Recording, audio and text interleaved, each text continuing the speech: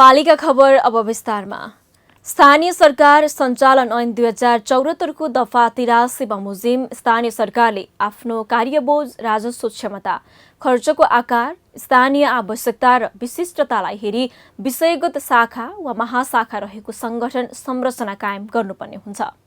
स्थानीय सरकार सञ्चालन ऐनमा गरिएको व्यवस्था अनुसार स्थानीय सरकारले वन क्षेत्रका सन्दर्भमा 43 वटा कामहरू कार्यान्वयन गर्नुपर्ने हुन्छ। त्यसैगरी अन्य विषयगत तथा क्षेत्रगत नीति तथा कानूनहरूले पनि वन क्षेत्रका सन्दर्भमा स्थानीय सरकारको अधिकार र जिम्मेवारी थप गरेको हुन सक्दछ। के हुन् त ती अधिकार? हेरौं एक रिपोर्ट।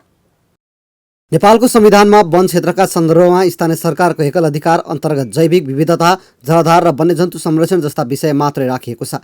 संविधानको अनुसूची 5 देखि 9 मा उल्लेखित अधिकार विस्तृतीकरण गर्ने प्रतिवेदन 2073 मा स्थानीय सरकारलाई विभिन्न संरक्षणमुखी कार्य गर्ने अधिकार, दायित्व र भूमिका प्रदान गर्ने कुरा समावेश गरिएको छ। सोही आधारमा स्थानीय सरकार सञ्चालन ऐन 2074 को दफा 11 को उपदफा 2 मा वातावरण संरक्षण र जैविक विविधता संरक्षण सम्बन्धी 7 वटा कार्यहरू र जलाधार, वन्यजन्तु, खानी तथा खनिज पदार्थको संरक्षण सम्बन्धी विभिन्न 10 कार्य गरी कुल 17 वटा संरक्षणमुखी कार्य गराउने काम, कर्तव्य र अधिकार स्थानीय सरकारलाई दिएको छ। वातावरण र जैविक विविधता संरक्षण। वातावरण संरक्षण र जैविक विविधता सम्बन्धी स्थानीय नीति, कानून, मापदण्ड, योजना, तर्जुमा तथा त्यसको कार्यान्वयन र नियमन। स्थानीय स्तरमा वातावरणीय जोखिम न्यूनीकरण। स्थानीय स्तरमा प्रदूषण नियन्त्रण र हानिकारक पदार्थहरूको नियमन र नियन्त्रण। स्थानीय स्तरमा न्यून कार्बनमुखी तथा वातावरण मैत्री विकास अवलम्बन। स्थानीय स्तरमा हरित क्षेत्रको प्रवर्धन। स्थानीय स्तरमा वातावरण संरक्षण क्षेत्र निर्धारण र व्यवस्थापन। वातावरण र जैविक विविधता संरक्षण सम्बन्धी अन्य कार्यहरू। जलाधार, वन्यजन्तु, खानी तथा खनिज पदार्थको संरक्षण। जलाधार, वन्यजन्तु, खानी तथा खनिज पदार्थको संरक्षण सम्बन्धी स्थानीय नीति, कानून, मापदण्ड तथा योजनाको कार्यान्वयन र नियमन। पानी मुहान संरक्षण। सामुदायिक भू संरक्षण र सोमा आधारित आय आर्जन कार्यक्रम। भू संरक्षण र जलाधार व्यवस्थापन जन्य सामुदायिक अनुकूलन। प्राकृतिक प्रकोपको रोकथाम र पूर्व तयारी। खानी तथा खनिज पदार्थ सम्बन्धी सूचना तथा तथ्याङ्क सङ्कलन। बहुमूल्य धातु, पत्थर तथा खनिज पदार्थ संरक्षण र सम्वर्धनमा सहयोग।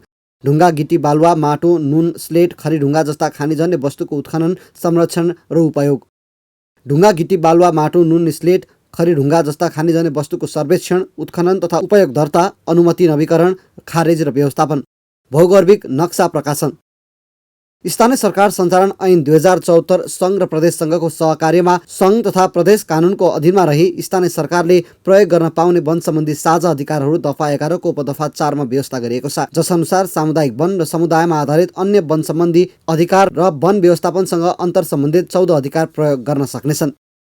सामुदायिक वन र समुदायमा आधारित अन्य वन सम्बन्धी विषयहरू।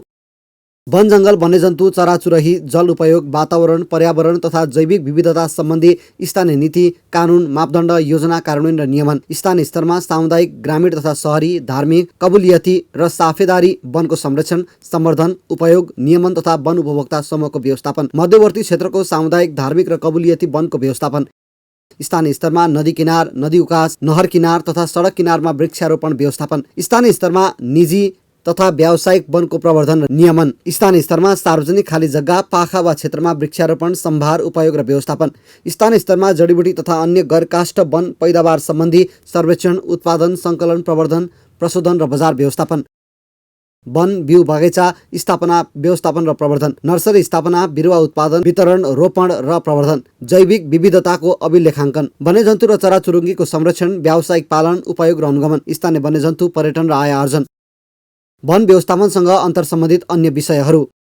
स्थानीय प्राणी उचान, चिडियाखानाको स्थापना, मानव तथा वन्यजन्तु बीचको इन्द्र व्यवस्थापन। स्थानीय स्तरमा बाखेटोपाहार व्यवस्थापन। स्थानीय स्तरमा वन, वन्यजन्तु तथा चराचुरुङ्गीको अभिलेखाङ्कन र अध्ययन अनुसन्धान। विश्व सम्पदा सूचीमा परेका स्मारक र पुरातात्विक महत्त्वका सिमसार क्षेत्र, तटवर्ती क्षेत्रका जग्गा सम्बन्धी जगत। मिचाहा प्रजातिको नियन्त्रण। स्थानीय स्तरको जोखिम न्यूनीकरण। स्थानीय स्तरमा हरियाली प्रवर्धन। स्थानीय साना जल उपयोग सम्बन्धी क्षेत्रगत आयोजना, तर्जुमा, कार्यान्वयन र अनुगमन। रैथाने प्रजातिको संरक्षण र प्रवर्धन। स्थानीय स्तरमा वातावरणीय जोखिम न्यूनीकरण। स्थानीय स्तरमा प्रदूषण नियन्त्रण र हानिकारक पदार्थहरूको नियमन र नियन्त्रण। स्थानीय स्तरमा न्यून कार्बनमुखी तथा वातावरण मैत्री विकास अवलम्बन। स्थानीय स्तरमा वातावरण संरक्षण क्षेत्र निर्धारण र व्यवस्थापन। स्थानीय सरकारले वन व्यवस्थापन पद्धतिको नियमन गर्दा सङ्घीय तथा प्रदेश कानुन अनुसार वा सङ्घीय तथा प्रदेश कानुनको अधीनमा रही गर्नुपर्ने हुन्छ। त्यसैले वन क्षेत्रका सन्दर्भमा आफ्नो अधिकार प्रयोग गर्दा सङ्घीय कानुनलाई मध्यनजर गर्दै समन्वयकारी र सन्तुलित रूपमा काम गर्नुपर्ने हुन्छ।